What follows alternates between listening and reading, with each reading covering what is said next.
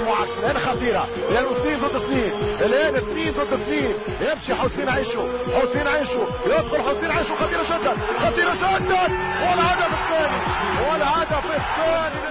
وصف بالحرامي وسوس شاهدة على جري مصر كلها وراءه، حير الفراعنة وأخرج الشعب بكامله للاحتفال. شوشو أولاد البهجة ودينامو اتحاد العاصمة سابقا، الفنان والمبدع حسين آشيو.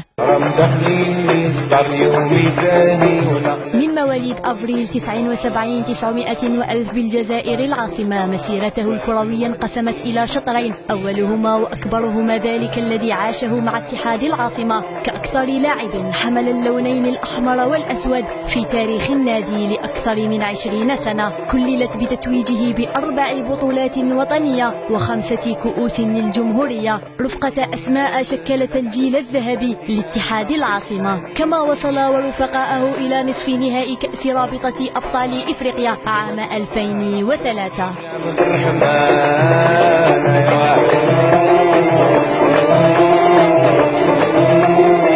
القلب النابض لفريق سوستارا وإبداعه على الملاعب الوطنية لم يمر مرور الكرام على الفاعلين في المنتخب الوطني، فكان له شرف ارتداء قميص الخضر عام 2003 ولأكثر من 6 سنوات شارك فيها بكأس إفريقيا عام 2004، وسوس شاهد آنذاك على ما فعله الحرامي بالفراعنة. كما كانت لحسين مشاركة في تأهل الفريق الوطني لكأس العالم عام 2010 تحت قيادة المدرب رابح سعدان.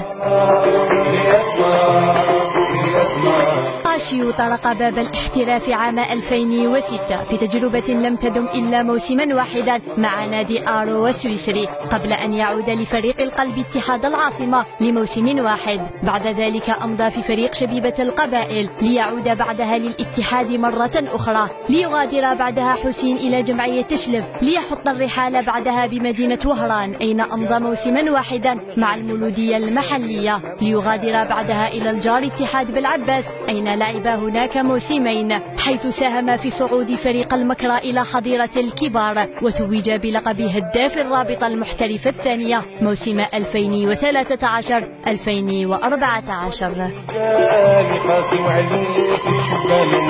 حسين آشيو وبالرغم من أنه من أبناء الاتحاد إلا أن فتى العاصمة ملك القلوب أينما حل وارتحل بأخلاقه وفنياته وتشريفه للألوان التي حملها. فشكرا على إبداعك يا حسين، وسيبقى سحرا راسخا في العقول، وما فعلته بمصر سيبقى في الذاكرة ولن يزول.